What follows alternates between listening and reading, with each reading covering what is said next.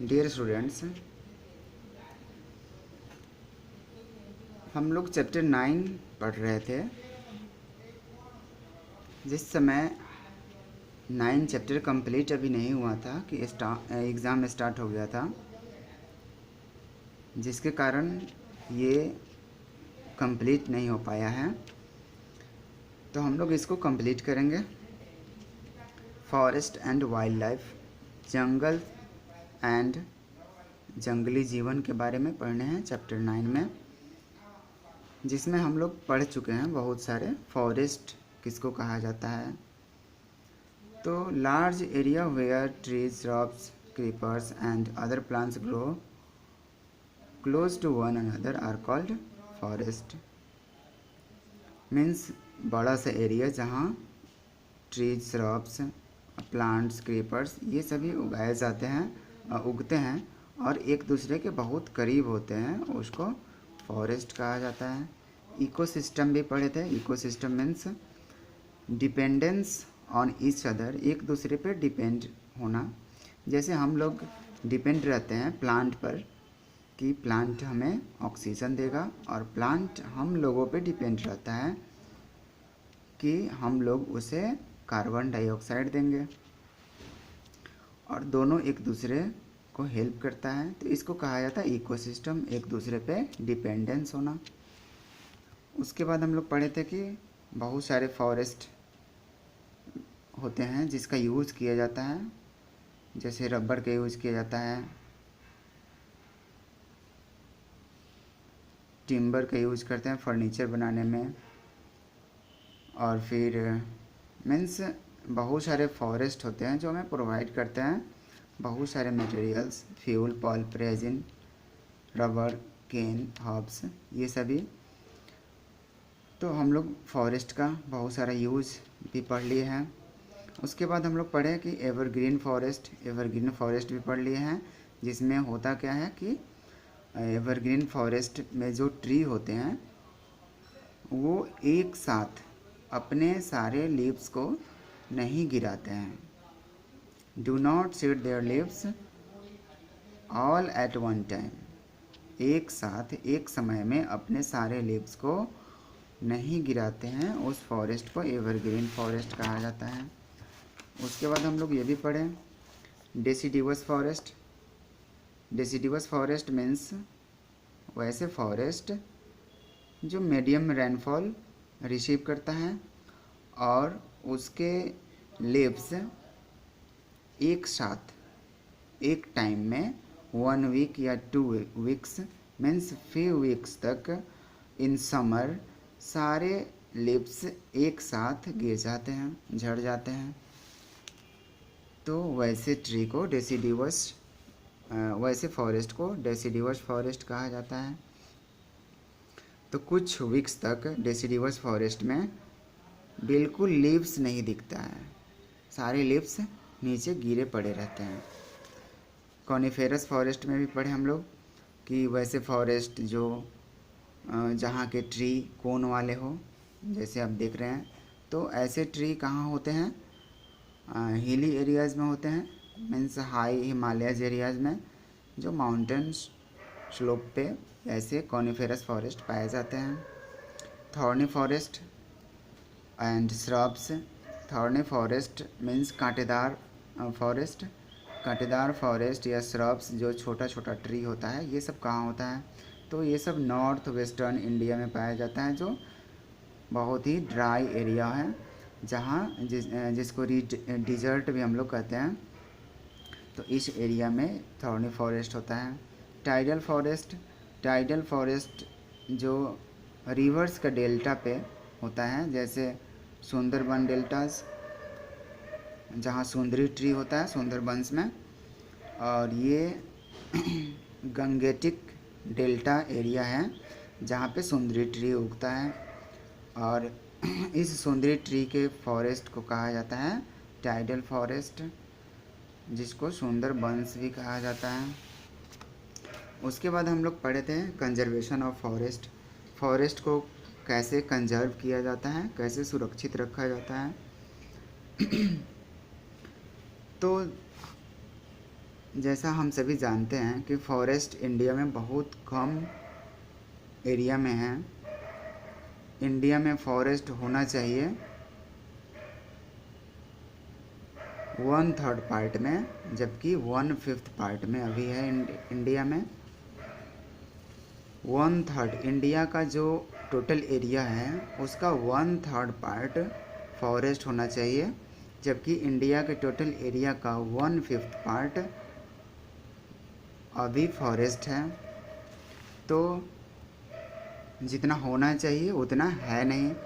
तो इस फॉरेस्ट को अच्छा से कंजर्व करने के लिए गवर्नमेंट बहुत सारे स्कीम्स चलाए हैं, बहुत सारे प्रोग्राम चलाए हैं, जिसको कहा गया है सोशल फॉरेस्ट्री प्रोग्राम। इसमें लोगों को ये बताया जाता है कि वैसे ट्री लगाएं जो वाटर को रिटेन करता हो, रोकता हो। जैसे कौन सा ट्री? बैनियन ट्री, टीक, नीम, पीपल, ये सभी वाटर को रिटेन करता है, ऐसे ट्री लगाने चाहिए। फिर उसके बाद मूवमेंट चले, चिपको मूवमेंट। जब लोग पेड़ों को काटना शुरू किए थे तो उत्तराखंड में सुंदरलाल बहुगुणा नाम का एक व्यक्ति शुरू किए इस मूवमेंट को, चिपको मूवमेंट। चिपको मूवमेंट से आप समझ गए होंगे, मीन्स चिपकना है। तो पेड़ में वे लोग चिपक जाते थे और पेड़ को कट करने नहीं देते थे, जिस मूवमेंट को कहा गया चिपको मूवमेंट। ये सुंदरलाल बहुगुणा के द्वारा मूवमेंट को पॉपुलराइज्ड किया गया था।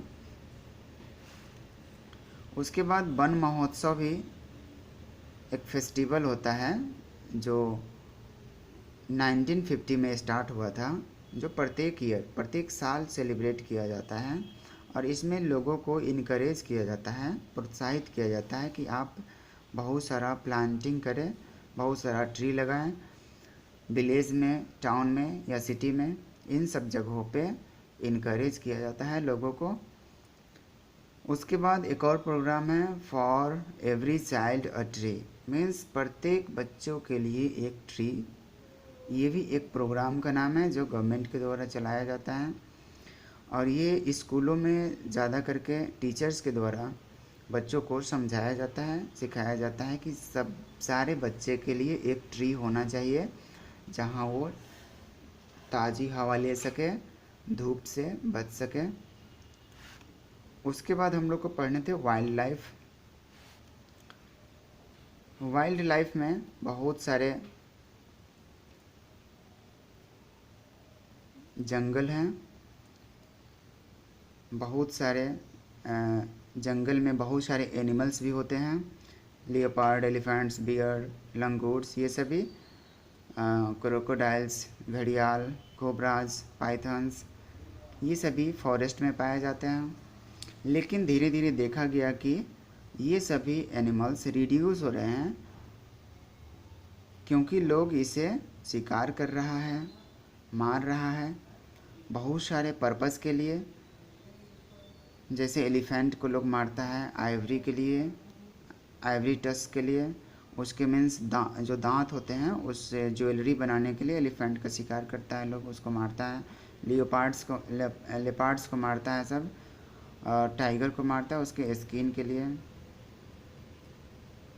और टीथ के लिए एंड नेल्स के लिए। टाइगर्स का स्किन, टीथ, नेल्स, ये इन सब से बहुत सारे ज्वेलरी बनाए जाते हैं। राइनोसेरस को किल किया जाता है स्किन और उसके हॉर्न के लिए, उसके सींग के लिए।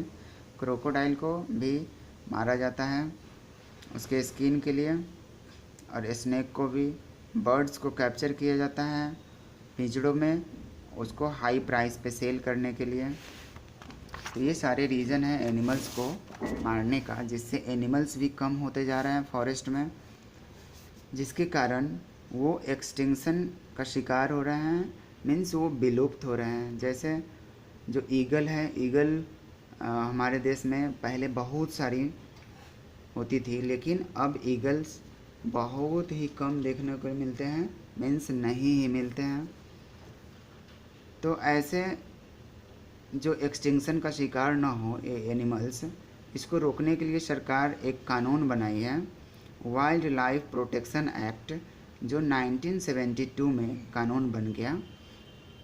1972 में इस कानून का नाम है वाइल्ड लाइफ प्रोटेक्शन एक्ट, जिससे कोई भी आदमी किसी एनिमल का शिकार करता है तो इस कानून के तहत, इस एक्ट के तहत उसे जेल हो सकती है।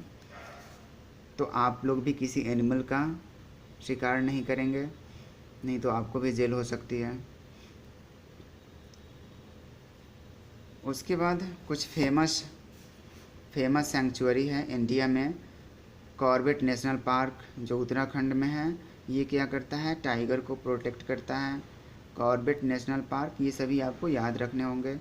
उत्तराखंड में है, टाइगर को प्रोटेक्ट करता है। काजीरंगा पार्क असम में है, जो वर्न हॉर्न राइनो को रखता है।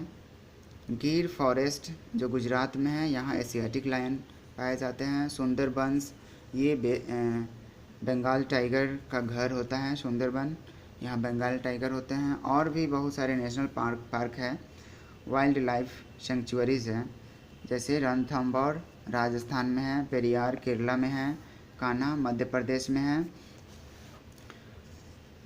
तो इस तरह से हम सभी को फॉरेस्ट को प्रोटेक्ट करके रखना चाहिए, रिजर्व करके रखना चाहिए, और इलीगल तरीके से उसे नहीं मारना चाहिए। यदि मारते हैं तो उसके कारण आपको पनिशमेंट हो सकती है। तो इस तरह से ये चैप्टर कंप्लीट हुआ।